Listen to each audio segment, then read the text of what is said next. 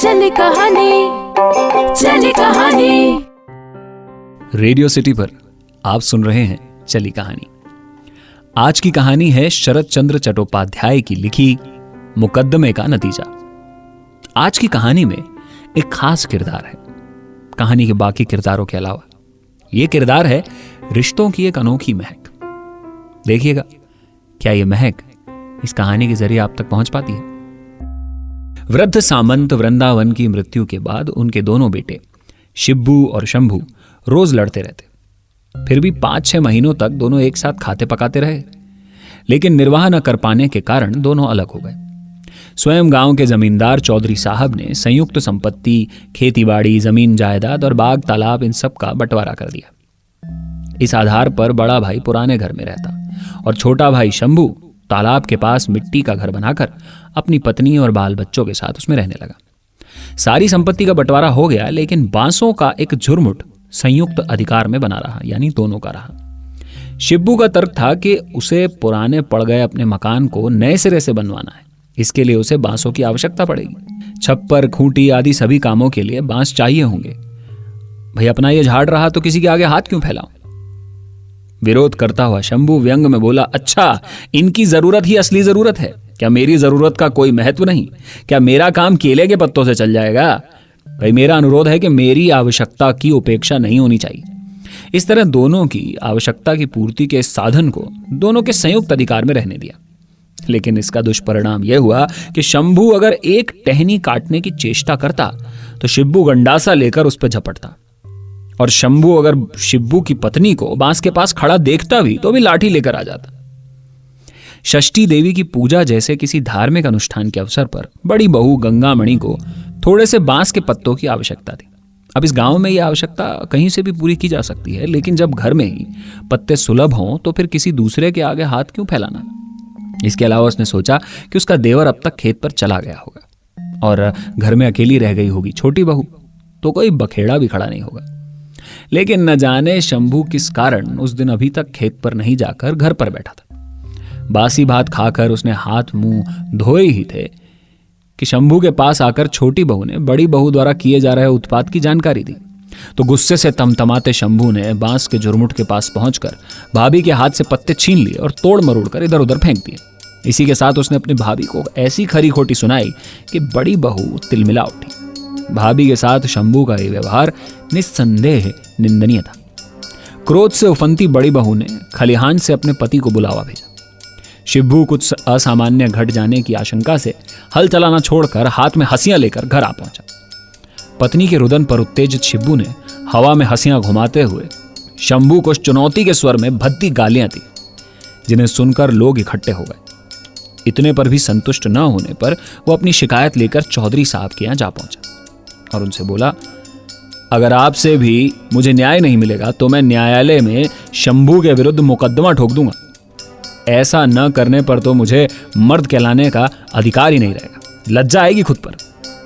शंभू अपनी भाभी के हाथ से पत्ते छीनने की बात हल चलाने के लिए खेत में चला गया। स्त्री ने घर में अकेली रह जाने पर रोना रोया, लेकिन शंभू ने ध्यान नहीं दिया। पति के आने पर शेरनी बनी जेठानी ने आसमान सर पर उठाकर सारा मोहल्ला इकट्ठा कर लिया। जेठ ने आकर जो सुनाया उसका वर्णन करना भी उचित नहीं लगता। छोटी बहू ने छोटी होने की लोक मर्यादा का निर्वाह करते हुए चुपचाप सब कुछ सुन लिया, सह लिया। बस अब वो रोती रही। इससे उसका तन मन जलने लगा। पति पर भी क्रोध आया, जिसके कारण उसने खाना पकाने का विचार ही छोड़ दिया था। वो उदास भाव से पैर पसार कर लेटी रही और बस रोती रही। बांस के 2 पत्तों के लिए देवर द्वारा किए गए अपमान को न पचाती बड़ी बहू भी अपने घर में अनशन करे बैठी थी। उसने भी प्रण लिया था कि इस झगड़े का अंतिम फैसला नहीं होने तक वो अन्न जल ग्रहण नहीं करेगी। इसी के साथ उसने अपने पति के घर को छोड़कर मायके चले जाने की धमकी भी दे डाली थी। 1.5 पहर दिन चढ़ जाने पर भी शिब्बू के घर न लौटने पर बड़ी बहू आशंकित उठी कि चौधरी साहब के व्यवहार से आश्वस्त न होने पर कहीं उसके पति सीधे कचहरी तो नहीं चले गए। इतने में बड़े जोर से दरवाजा खुलने की आवाज आई और उसी के साथ शंभू का 16 साल का बड़ा लड़का गया राम अंदर आया। उम्र में छोटा होने पर भी उसका क्रोध अपने पिता के क्रोध से कहीं बढ़ चढ़ कर था। इसी के साथ वो बड़ी ओछी भाषा का प्रयोग करने लगा। वो गांव के छोटे से स्कूल में पढ़ता था और आज के दिन 10:30 बजे स्कूल में छुट्टी हो जाती। गयाराम अभी 1 साल का ही था कि उसकी माँ स्वर्ग सिधार गई थी। शंभू ने तो दूसरा विवाह कर लिया, लेकिन बालक के लालन पोषण का भार बड़ी बहू के सर पर आ गया था। दोनों भाइयों के अलग होने तक ताई ने अपने कर्तव्य का पूरी ईमानदारी से पालन किया था।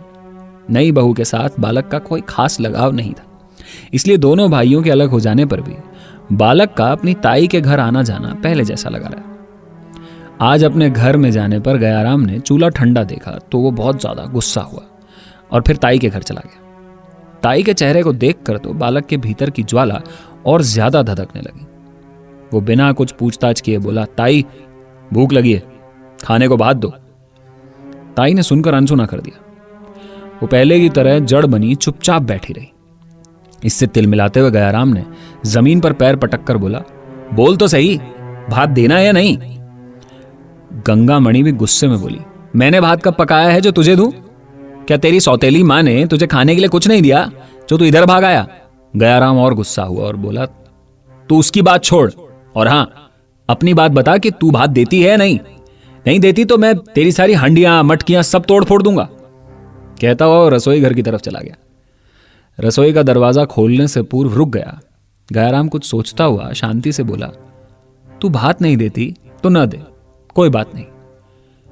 मैं अभी अपनी आंखों से देख लूंगा कि नदी के किनारे पर बड़ के पेड़ के नीचे पूजा करती हुई ब्राह्मणों की लड़कियां मुट्ठी भर भर के चिवड़ा मुड़की जिस किसी को दे रही हैं, मैं उन्हीं से लाकर अपना पेट भर लूंगा।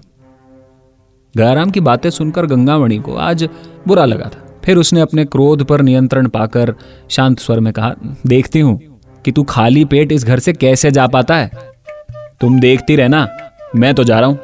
ये कहते हुए गयाराम ने फटे अंगोछे को कमर पे लपेटा और निकल गया। उसे उच्च स्वर में रोकती डांटती हुई गंगामणि बोली, अब आगे जानता है कि छठ के दिन दूसरों से मांग कर खाने से दुर्गति होती है। अरे अपने भले की थोड़ी सी भी चिंता नहीं तुझे? गयाराम ने ताई के कथन को अनसुना कर दिया। रसोई में जाकर उसने सरसों का तेल सर पर लगाया और बाहर जाने लगा तो ताई दौड़कर आंगन में आई और बोली, देख आज मैं गुस्से में हूं। अगर तू नदी में डुबकी लगाकर सीधे मेरे पास ना आया तो मैं तेरे साथ रिश्ता तोड़ लूंगी। आज के दिन किसी का दिया हुआ नहीं खाना चाहिए, समझा? गयाराम निश्चिंत प्रकृति का लड़का था। वो ताई को अपना अंगूठा दिखाकर चलता बना। गंगामणि उसके पीछे पीछे सड़क पर भागती चली गई और उसे सुनाती हुई बोली, लल्ला आज के दिन कोई भात नहीं खाता, तू जल्दी से नहा कर लौटा, मैं तेरे लिए केले संदेश बर्फी दूध दही का भोजन कराऊंगी। आज के दिन भीख मांग कर खाएगा क्या? अरे शूद्र कहलाएगा। गयाराम थोड़ी देर जाकर रुका और बोला, झूठी कहीं की, घर में ये सब कुछ था तो फिर खाने को क्यों नहीं दिया? कुछ नहीं है कहकर टरकाया क्यों? गाल पर हाथ रखकर हैरानी प्रकट करती हुई गंगामणि बोली, अरे दुष्ट, मैंने कब कहा कि घर में खाने को कुछ नहीं? डाकुओं की तरह तुम्हारा घर में घुसना, बिना नहाए और बिना बातचीत किए खाने पर लपकना, ये भी कोई तरीका है? तू पूछता ताई आज खाने में क्या देती है तो मैं सब बताती। अब बहस मत कर, जल्दी से नहा करा, खाने को बहुत कुछ मिलेगा, कोई कमी नहीं है पगले। गयाराम बोला, रोज रोज तो तुम दोनों लड़ती हो और कुप्पा होकर बैठी रहती हो, रसोई की ओर झांकती तक नहीं, इसलिए दोपहर में मुझे सूखा भात खाकर पेट भरना पड़ता है। आज न मुझे तुम्हारा फलाहार चाहिए, न दूध दही और ना ही कुछ और चाहिए, मैं चला। गंगामणि बेटे के व्यवहार पर व्यथित हो उठी और अपनी कसम देकर बोली, मेरा राजा बेटा, मेरा कहना मान ले, आज किसी की भीख का सेवन करना बिल्कुल सही नहीं। देख जल्दी से नहाकर लौटेगा ना तो तुझे 4 पैसे भी दूंगी। गयाराम ने मुंह फेर कर ताई की ओर देखा तक नहीं। वो चलते चलते बोला, मुझे ना तुम्हारे पैसे चाहिए और ना ही तुम्हारा बढ़िया खाना पीना, तुम्हारे पैसों और फल दूध पर तो मैं। ये कहता हुआ वो चला गया। निराश, खिन्न, व्यथित, गुस्से से गंगामणि घर लौट आई। वो गया के इस व्यवहार के लिए सौतेली मां को उत्तरदायी मानकर उसे कोसती हुई एक कोने में जाकर बैठ गई। नदी की ओर बढ़ते गयाराम के कानों में ताई की गुहार गूंजने लगी। एक तो वो वैसे खाने का शौकीन था, फिर आज पटाली गुड़ और संदेश के साथ दूध दही का प्रलोभन भी था। इसके अलावा खिलाने के लिए खुशामद भी की जा रही थी। तो बहुत जल्दी लड़के का जो गुस्सा था वो शांत हो गया। वो जल्दी से नदी में नहा धोकर भूख से व्याकुल होकर ताई के सामने आकर खड़ा हो गया। आंगन में पहुंचते ही वो चिल्लाकर बोला, ताई जल्दी से फल दूध दही सब हाजिर कर। आज यदि तुमने गुड़ संदेश आदि के देने में कंजूसी की ना तो अपनी भूख मिटाने के लिए मैं तुम्हें ही खा जाऊंगा।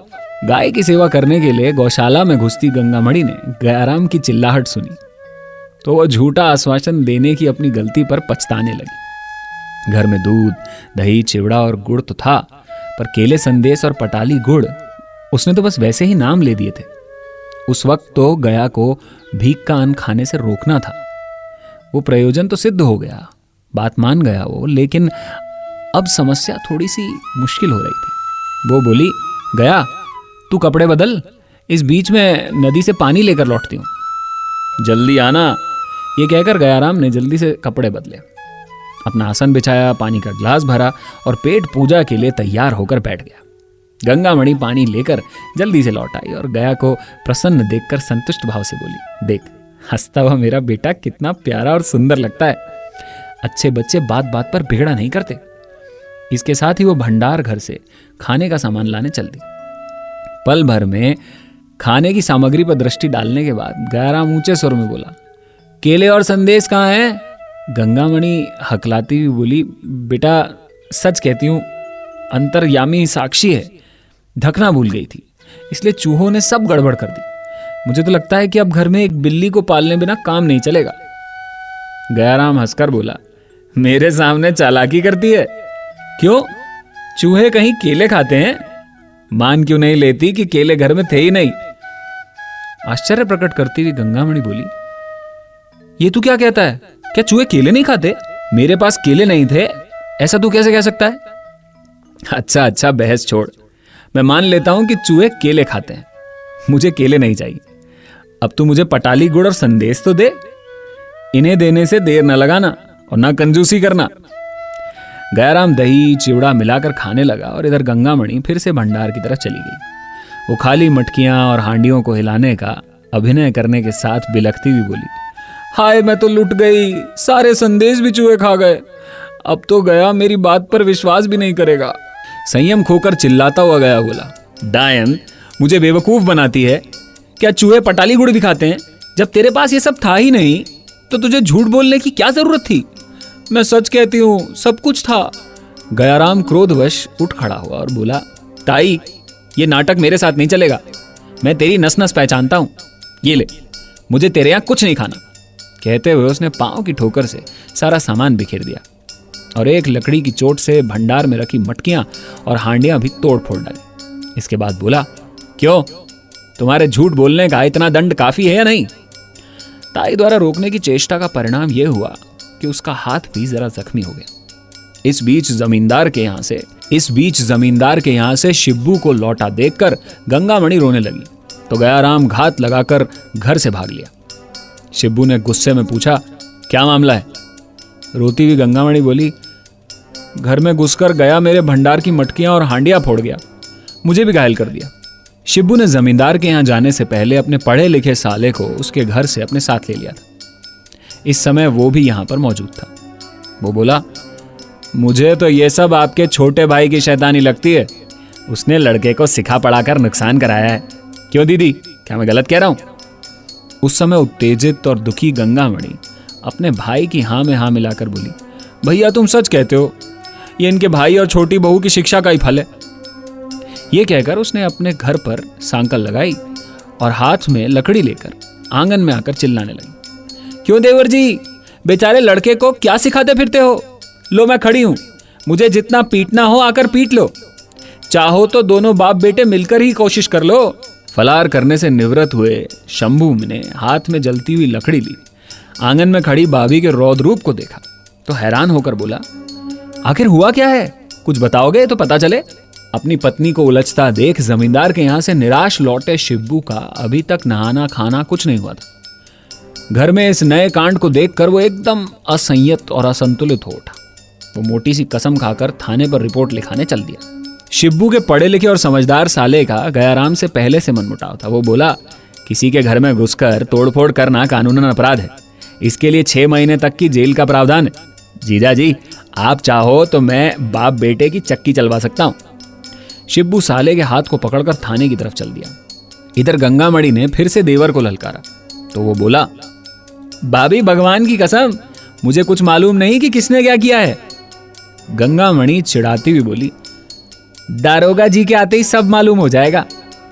छोटी बहू खंबे के पास आकर चुपचाप खड़ी हो गई और इधर शंभू ने गयाराम को धौल लगाते हुए कहा, सुअर के बच्चे, क्या शैतानी करके आया है?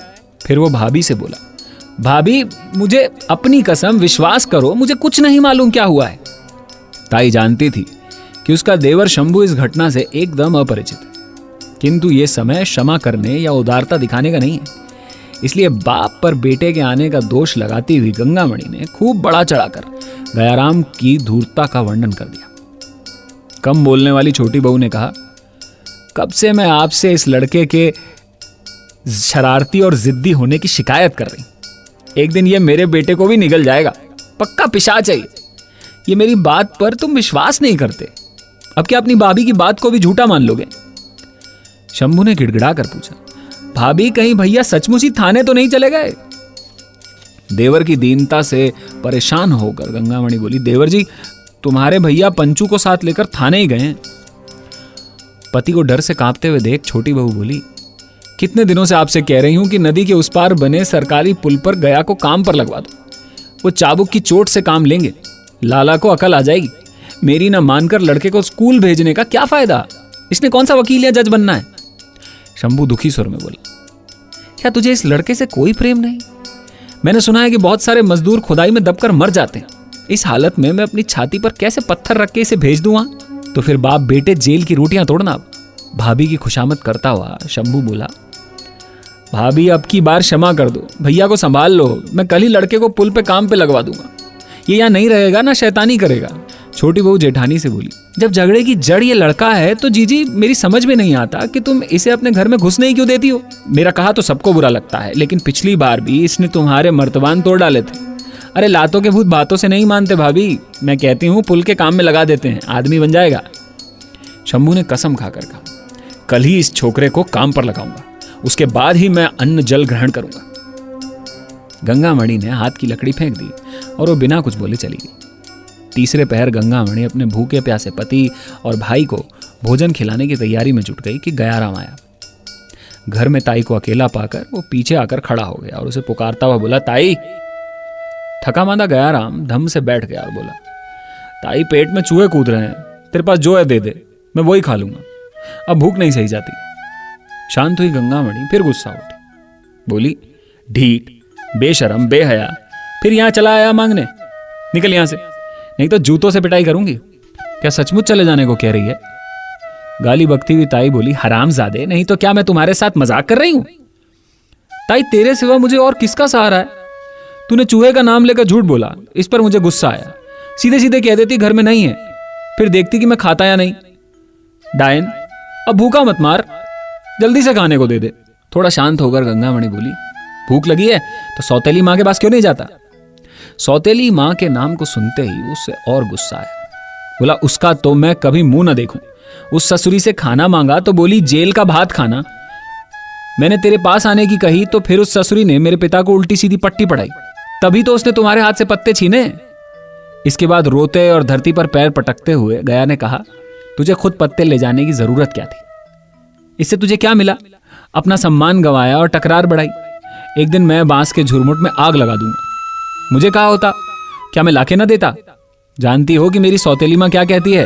वो कहती है तेरी ताई ने तेरे विरुद्ध थाने में रपट लिखवा दी है, अब दरोगा तुझे बांध कर ले जाएगा और जेल में डाल देगा। ताई, क्या तू ऐसा कर सकती है? ताई बोली, तूने भी मुझे पीटने की हिम्मत दिखाई है। तेरे ताया जी पंचू के साथ थाने में रिपोर्ट लिखाने गए हुए हैं। हाँ, ये बात सच है। गया जानता था कि वो पंचू को फूटी आंख नहीं सुहाता।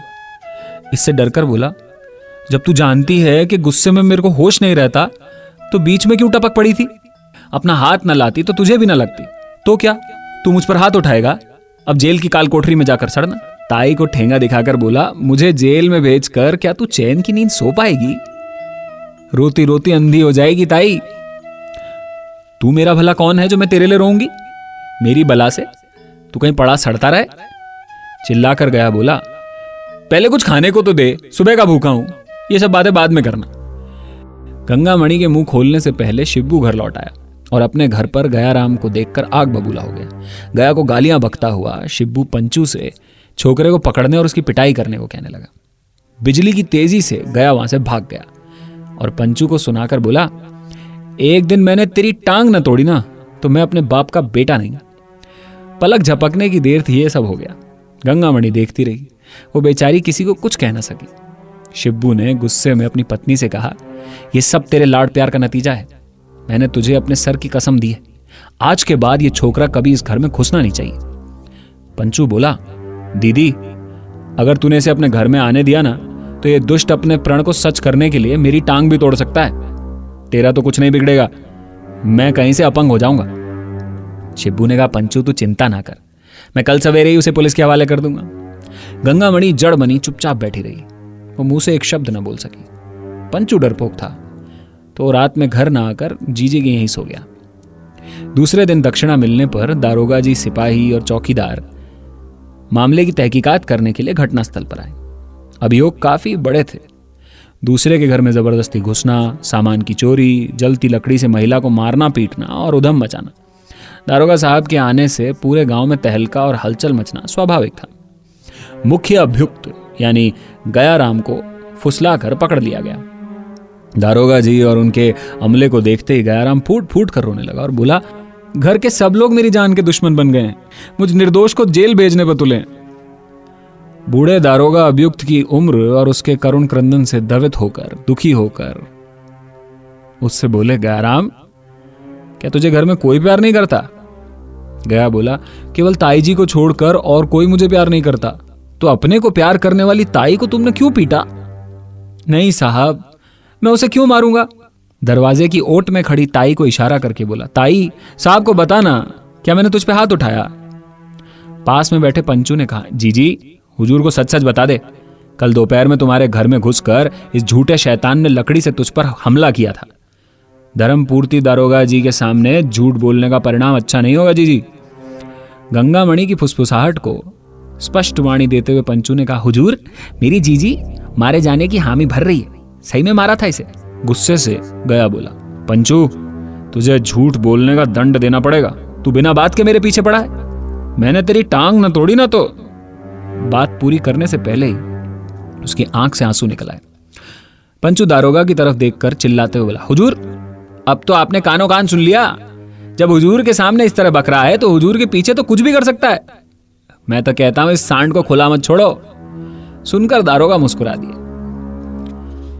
रोता बिलखता गया बोला, मेरी अम्मा नहीं है ना तो मेरी बात कौन रखेगा? बात अधूरी छोड़कर वो मां की याद में टप टप आंसू बहाने लगा। आज तक उसने न कभी मां को याद किया था और न ही उसे याद करने की जरूरत पड़ी, लेकिन आज वो बुरी तरह से याद में बिलख रहा था। अभियुक्त शंभू के खिलाफ कुछ प्रमाणित नहीं हो सका। दारोगा ने रिपोर्ट लिखी और सिपाही को अदालत में पेश करने के लिए भेज दिया। पंचू ने अदालत में मामला चलाने और मुकदमे की पैरवी करने का जिम्मा ले रखा था। गांव में उसने यह प्रचार प्रारंभ किया कि उसकी बहन को पीटने के जुर्म में दारोगा जी गया को जेल भेजने की अदालत से सिफारिश करेंगे। गया लापता हो गया। गांव में शिब्बू के इस आचरण पर थू थू हो रही है। शिब्बू एक एक से टकरार करता फिर रहा है, लेकिन उसकी पत्नी किसी से कुछ नहीं कहती। गया की दूर की मौसी ने गंगामणि के पास आकर उसे खूब खरी खोटी सुनाई, लेकिन गंगामणि ने मुंह नहीं खोला। शिब्बू ने पड़ोसन से यह सब सुना तो पत्नी से बोला, क्या तू गूंगी हो गई है जो चुपचाप अपना अपमान कराती रहती है? गंगामणि बोली, बहस करने का क्या फायदा? मैं घर पर होता तो उस शैतान स्त्री को झाड़ू मार मार कर भगा देता। गंगामणि बोली, तो फिर क्या तुम अपना काम धंधा छोड़कर घर में ही बैठे रहोगे? ये कहती हुई वो अपना काम निपटाने चली गई। शिब्बू को घर पर न पाकर शंभू झुरमुट से कितने बांस काट कर ले गया। काटने की आवाज सुनकर बाहर आई गंगामणि ने यह सब अपनी आंखों से देखा, लेकिन रोकना टोकना तो दूर, बिना पास फटके उल्टे पैर लौट गई। 2 दिन के बाद शिब्बू को पता चला तो उसने पत्नी से बोला, क्या तुमने अपने कानों में रुई ठूस रखी है जो पास में हो रही कटाई की आवाज को तुम सुन नहीं सकी? गंगामणि बोली, मैंने सुना ही नहीं, लेकिन अपनी आंखों से देवर को बांस काटते हुए देखा भी। गुस्से से शिब्बू ने कहा, तो फिर मुझे बताया क्यों नहीं? क्या बताती? क्या देवर जी उसके बराबर के भागीदार नहीं है? ये क्या अकेले हम लोगों की जागीर है? हैरान परेशान शिब्बू बोला, तेरा तो दिमाग खराब हो गया लगता है। शाम को कचहरी से थका मांदा घर लौटा पंचू धम्म से धरती पर बैठ गया। गाय बैलों के लिए कुट्टी तैयार करते शिब्बू की दृष्टि पंचू के खिले हुए चेहरे पर नहीं पड़ी। उसने सकुचाते हुए पूछा, क्या कोई और अद्भुत घटना घटी है? मुस्कुराता हुआ पंचू बोला, जो मुझे करना चाहिए था वो करके आया हूं। उस साले गया की गिरफ्तारी का वारंट निकलवा दिया है। अब साला दिख जाए तो गिरफ्तार होकर जेल की हवा खाएगा। शिबू कड़क कर बोला, चाहे जितना पैसा खर्च करना पड़े, एक बार तो इस साले छोकरे को जेल की कोठरी में बंद कराना ही है। इसके बिना मुझे शांति नहीं मिलेगी। शिब्बू और पंचू को घुटकर बातें और हुक्का गुड़गुड़ाते हुए रात में 11 बज गए, किंतु खाने पीने की पुकार नहीं हुई। शिब्बू उठकर रसोई में गया तो अंधेरा और खामोशी देखकर लौट आया। सोने के कमरे में जाकर शिब्बू ने देखा कि उसकी पत्नी चटाई पर लेटी है। उसने पूछा, क्या तूने खाना खाया है? नहीं। तूने हमें आवाज क्यों नहीं लगाई? गंगामणि बोली, मैंने कहां खाया है? क्या तूने अभी तक कुछ पकाया ही नहीं? वो बोली, नहीं, मेरी तबीयत ठीक नहीं है। भूख से बिलबिलाते और गुस्से से तिलमिलाते शिब्बू ने अपनी पत्नी को लात मारी। निकम्मी कहीं की, रोज रोज तबीयत खराब होने का बहाना बनाकर सोती रहती है। खाना नहीं पकाना तो फिर यहां रहती किस लिए? मेरे घर से निकल चा। ये कहते हुए शिब्बू ने अपनी पत्नी की चोटी खींचकर उसे घर से बाहर निकालने का धक्का दिया। घर की चौखट के पास धरती पर रात भर गंगामणि चुपचाप खड़ी रही। उस रात उसने खाना नहीं बनाया और न ही किसी को कुछ खिलाया। सवेरे गंगामणि कहीं दिखाई नहीं दी। पंचू का अनुमान था कि वो उसके घर चली गई होगी, लेकिन शिब्बू को इस बात पर भरोसा नहीं था। पत्नी के इस व्यवहार से चिंतित और दुखी शिब्बू मुकदमे की पैरवी में अब दिलचस्पी न ले सका। इसके साथ वो अपनी पत्नी से विरक्त हो उठा, जिससे उसने पत्नी को ढूंढने का भी कोई प्रयास ही नहीं किया। शाम को गंगामणि के मायके में न होने का समाचार पाकर पंचू बोला, तो फिर वो बुआ के घर गई होगी। धनी परिवार में विवाहित पंचू की बुआ गांव से 5-6 कोस दूरी पर रहती थी। विशेष पर्व, उत्सव, समारोह में वो गंगामणि को बुलाती रहती थी। अपनी पत्नी से अत्यधिक प्रेम करने वाले शिब्बू ने गुस्से में ये कह तो दिया कि जहां उसके सींग समाए चली जाए, मुझे उसकी कोई चिंता नहीं। लेकिन अंदर ही अंदर वो इस चिंता में घुटने लगा। किसी भी काम में उसका मन नहीं लगता, वो दुखी सा हो जाता। 7वें दिन अपने अहंकार को दबाकर शिब्बू ने पत्नी को लाने के लिए उसकी बुआ के घर गाड़ी भेज दी। दूसरे दिन गाड़ीवान ने आकर बताया कि बड़ी बहू वहां है ही नहीं। शिब्बू सारा दिन बिना नहाए खाए पिए पागलों की तरह अपने घर में लेटा पड़ा रहा। शाम को पंचू ने कहा, जीजा जी, उसका पता चल गया है। उत्सुकता से एकदम चौकन्ने हुए शिब्बू ने पूछा, कहाँ है? ठीक तो है? चलो उसे लेने के लिए अभी गाड़ी लेकर चलते हैं।